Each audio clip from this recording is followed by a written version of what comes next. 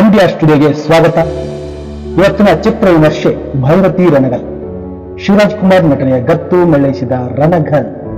ನಿರ್ದೇಶಕ ನರ್ತನ್, ನಿರ್ಮಾಣ ಗೀತಾ ಶಿವರಾಜ್ ಕುಮಾರ್.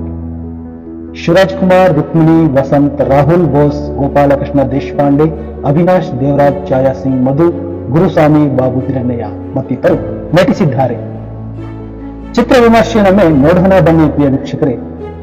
ನಾನು ಮಾಡದೇ ಇರೋ ಕೊನೆಯ ಐ ವಿಟ್ನೆಸ್ ಅಂತೆ ಎನ್ನುತ್ತಾ ಭೈರತಿ ರಣಗಲ್ ಎರಡು ಕಣ್ಣುಗುಡ್ಡಗಳಿದ್ದ ಬಾಟಲಿಯೊಂದನ್ನು ಟೇಬಲ್ ಮೇಲೆ ಇಟ್ಟಾಗ ಮತ್ತೆ ಸಿನಿಮಾದಲ್ಲಿ ಟೇಬಲ್ ಮೇಲಿಟ್ಟ ಎರಡು ಕತ್ತರಿಸಿದ ಕೈಗಳು ನೆನಪಾಗುತ್ತವೆ. ಭೈರತಿ ರಣಗಲ್ ಡೈಲಾಗ್ನಲ್ಲಿ ಅದೇ ಧಾಟಿ, ಅದೇ ತೀಕ್ಷ್ಣ ಕಣ್ಣುಗಳು. ನರ್ತನ್ ಈ ರೀತಿ ಭೈರತಿ ರಣಗಲ್ ಒಳಗೆ ಮಫ್ತಿಯನ್ನು ಹೆಣೆದಿದ್ದಾರೆ. 2017ರಲ್ಲಿ ತೆರೆಕಂಡ ಶ್ರೀ ಮುರಳಿ ನಟನೆಯ ಮಫ್ತಿಯ ಪ್ರಿಕ್ವೆಲ್ ಆಗಿರುವ ಭೈರತಿ ರಣಗಲ್ ಊಹಿಸಬಹುದಾದ ಕಥೆಯನ್ನು ಹೇಳಿದೆಯಾದರೂ ಶಿವರಾಜ್ ಕುಮಾರ್ ನಟನೆಯ ಗತ್ತನ್ನು ಮತ್ತೆ ಮೇಳೈಸಿದೆ. ಮಫ್ತಿಯಲ್ಲಿನ ಭೈರತಿ ರಣಗಲ್ ಎಂಬ ಪಾತ್ರದ ಹುಟ್ಟಿನ ಕಥೆಯನ್ನು ಈ ಸಿನಿಮಾ ಹೇಳಿದೆ. ರಮೇಶ್ ಅರವಿಂದ್ ಹಿನ್ನೆಲೆ ಧ್ವನಿಯಲ್ಲಿ ರೋಣಾಪುರ ಎಂಬ ಊರಿನಲ್ಲಿ 1985ರಲ್ಲಿ ಚಿತ್ರಕಥೆ ಆರಂಭವಾಗುತ್ತದೆ. ಹನಿ ನೀರಿಗೂ ಒದ್ದಾಡುವ ಊರಿದು. ಭೈರತಿ ರಣಗಲ್ ಎಂಬ ಬಾಲಕ ಇದೇ ಊರಿನಾಗ. ಆತನ ತಂದೆ ನೀರಿನ ಸೌಕರ್ಯ ಒದಗಿಸಲು ಸರ್ಕಾರಕ್ಕೆ ಪ್ರತಿನಿತ್ಯವೂ ಮನವಿ ಸಲ್ಲಿಸುತ್ತಿರುತ್ತಾರೆ. ಇದಕ್ಕೆ ಪ್ರತ್ಯುತ್ತರ ದೊರಕದಾದಾಗ ರಣಗಲ್ ಒಂದು ದಿನ ಸರ್ಕಾರಿ ಕಚೇರಿಗೆ ಬಾಂಬ್ ಇಟ್ಟು 6 ಅಧಿಕಾರಿಗಳನ್ನು ಹತ್ಯೆ ಮಾಡುತ್ತಾನೆ. 21 ವರ್ಷದ ಶಿಕ್ಷೆ ಅನುಭವಿಸಿ ರಣಗಲ್ ಶಿವರಾಜ್ ಕುಮಾರ್ ಹೊರಬಂದ ನಂತರ ಕಥೆಯ ಆರಂಭ. ವಕೀಲನಾಗಿದ್ದ ಭೈರತಿ ರಣಗಲ್ ಅದಿರು ಸಾಮ್ರಾಜ್ಯದ ಪರಾಂಡೆ ರಾಹುಲ್ ಬೋಸ್ ಎಂಬಾತನನ್ನು ಎದುರು ಹಾಕಿಕೊಂಡಾಗ ಕತೆಗೆ ತಿರುವು. ವಕೀಲನಾಗಿ ರಕ್ಷಕನಾಗಿದ್ದ ಭೈರತಿ ರಣಗಲ್ ಏಕೆ ರಾಕ್ಷಸನಾಗಿ ತನ್ನ ರಣಗಲ್ ಸಾಮ್ರಾಜ್ಯವನ್ನು ವಿಸ್ತರಿಸಿದ ಎನ್ನುವುದೇ ಉಳಿದ ಕತೆ. ಮಫ್ತಿಯಲ್ಲಿ ಭೈರತಿ ರಣಗಲ್ ಪಾತ್ರವನ್ನು ನರ್ತನ್ ಸೆಳೆಯುವಂತೆ ಕೆತ್ತಿದ್ದರು. ಈ ಸಿನಿಮಾದಲ್ಲಿ ಆ ಪಾತ್ರವನ್ನೇ ಕೇಂದ್ರವಾಗಿಟ್ಟುಕೊಂಡು ಕತೆ ವಿಸ್ತರಿಸಿದ್ದಾರೆ. ಚಿತ್ರದ ಮೊದಲಾರ್ಧ ಚಿತ್ರಕಥೆಗೆ ವೇಗವಿಲ್ಲ. ಕಾರ್ಮಿಕರ ಮೇಲೆ ಶ್ರೀಮಂತ ಮಾಲೀಕನ ದಬ್ಬಾಳಿಕೆ ಎಂಬ ಎಳೆಯನ್ನೇ ಇಲ್ಲೂ ಬಳಸಿಕೊಳ್ಳಲಾಗಿದೆ. ರಕ್ಷಕ ಭೈರತಿ ರಣಗಲ್ ಪ್ರವೇಶಕ್ಕೆ ಯಾವುದೇ ಆರ್ಭಟ ಇಲ್ಲ. ಇದನ್ನು ಬಹಳ ಎಚ್ಚರಿಕೆಯಿಂದಲೇ ನಿರ್ದೇಶಕರು ನಿಭಾಯಿಸಿದ್ದಾರೆ. ನೇರವಾಗಿ ಶಿವರಾಜ್ ಕುಮಾರ್ ಪರಿಚಯವಿದೆ.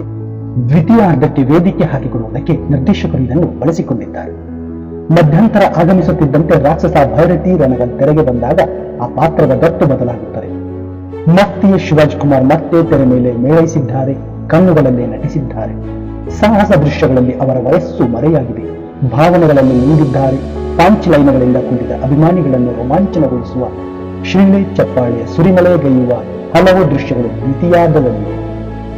ಟ್ರೇಲರ್ ಪೋಸ್ಟರ್ನಲ್ಲಿ ಶಿವರಾಜ್ ಕುಮಾರ್ ವಕೀಲರ ಪಾತ್ರಕ್ಕೆ ಬಣ್ಣ ಹಚ್ಚಿರುವುದು ತಿಳಿದ ಕಾರಣ ಜೈಲಿನೊಳಗೆ ಹೋದ ರಣಗಲ್ ಏನಾಗುತ್ತಾನೆ ಎನ್ನುವುದನ್ನು ಸಸ್ಪೆನ್ಸ್ ಆಗಿ ಉಳಿಸಿಕೊಳ್ಳಲು ಚಿತ್ರಕಥೆಗೆ ಸಾಧ್ಯವಾಗಿದೆ.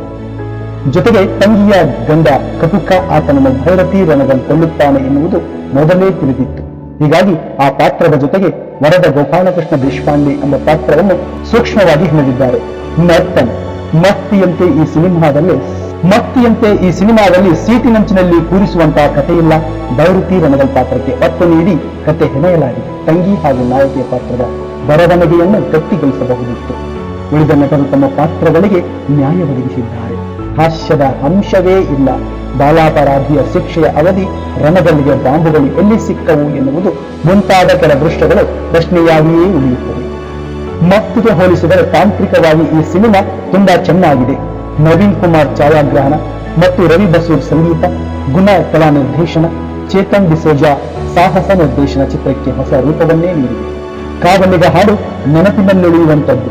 ಭೈರತಿ ರಣಗಲ್ಗಿಂತ ಮಫ್ತಿ ಕಥೆಯಲ್ಲಿ ಚಿತ್ರಕಥೆಯಲ್ಲಿ ಒಂದು ಹೆಜ್ಜೆ ಮುಂದಿತ್ತು ಎನ್ನಬಹುದು. ಕ್ಲೈಮ್ಯಾಕ್ಸ್ನಲ್ಲಿ ಮಫ್ತಿಯನ್ನು ಮತ್ತೆ ಮೆಲುಕು ಹಾಕಿಕೊಳ್ಳಬಹುದು. ಭೈರತಿ ರಣಗಲ್ ಸೀಕ್ವೆಲ್ನ ಕುರುಹು ಬಿಟ್ಟುಕೊಟ್ಟಿಲ್ಲ. ಸಿನಿಮಾದ ವಿಮರ್ಶೆ ಏನೇ ಆಗಿರಲಿ, ಸಿನಿಮಾ ಮಾತ್ರ ಚೆನ್ನಾಗಿದೆ. ಶಿವಣ್ಣ ಆಕ್ಟಿಂಗ್ ಚೆನ್ನಾಗಿದೆ. ಯಾಕಂದ್ರೆ ಶಿವಣ್ಣ ಆಕ್ಟಿಂಗ್ ಬಗ್ಗೆ ನಾವು ಎರಡು ಮಾತು ಆಡುವಂತಿಲ್ಲ. ತಂಗಿ ಸೆಂಟಿಮೆಂಟ್ ಆಗಿರಬಹುದು, ಪಂಚ್ ಡೈಲಾಗ್ ಆಗಿರ್ಬೋದು, ಇನ್ನು ವಿವಿಧ ರೀತಿಯ ಆಕ್ಟಿಂಗ್ ನಲ್ಲಿ ಶಿವಣ್ಣ ಮಿಂಚಿ ಮೆರೆದಿದ್ದಾರೆ. ಒಟ್ಟಿನಲ್ಲಿ ವೀಕ್ಷಕರನ್ನ ಚಿತ್ರರಂಗಕ್ಕೆ ಕರೆತರುವ ಪ್ರಯತ್ನವನ್ನ ಮಾಡಿದ್ದಾರೆ. ಆ ಪ್ರಯತ್ನ ಫಲಿಸಿದೆ ಅಂತ ಹೇಳ್ತಾ, ವೀಕ್ಷಕರೇ, ಈ ಮಾಹಿತಿ ನಿಮಗೆ ಇಷ್ಟ ಆಗಿದ್ರೆ ಲೈಕ್ ಮಾಡಿ, ಶೇರ್ ಮಾಡಿ, ಕಮೆಂಟ್ ಮಾಡಿ. ಮತ್ತೆ ಮುಂದಿನ ಚಿತ್ರ ವಿಮರ್ಶೆಯೊಂದಿಗೆ ಭೇಟಿ ಆಗ್ತೀವಿ. ಅಲ್ಲಿವರೆಗೂ ನಮಸ್ಕಾರ ವೀಕ್ಷಕರೇ.